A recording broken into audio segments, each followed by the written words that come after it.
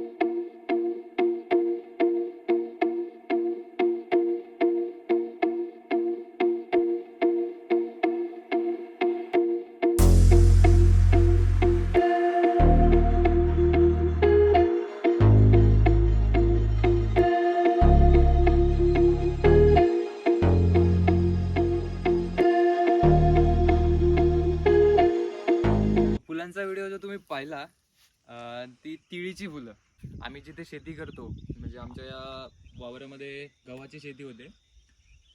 गव्हाची शेती आता या दिवसांमध्ये काय होत नाही, नंतर नोव्हेंबरमध्ये चालू होईल।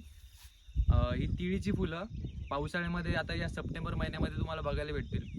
तुम्हाला जर याच्याहून जास्त फुले किंवा या कलरची फुले या गडावर तुम्हाला कम से कम 20 प्रकारची फुले बघायला भेटतील। आणि ही तिळीची फुले आणि तिळाची फुले याच्यामध्ये फरक आहे। ही तिळीची फुले गुलाबी कलरची येतात आणि तिळाची फुले ही गोल म्हणजे पिवळ्या कलरची आणि गोल फुले असतात। तुम्ही याचा नजारा बघू शकता, पूर्ण परिसरामध्ये बहरलेली आहेत। तुम्हाला मोबाईल मधनं हा दृश्य एवढा नीट दिसणार नाही। तुम्हाला याचा आनंद घ्यायचा तर स्वतः या आणि येऊन बघा।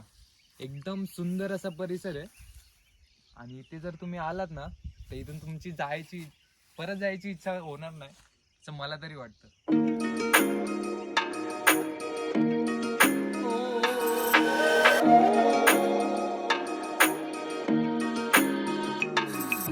धन्यवाद मित्रांनो व्हिडिओ शेवटपर्यंत बघितल्याबद्दल।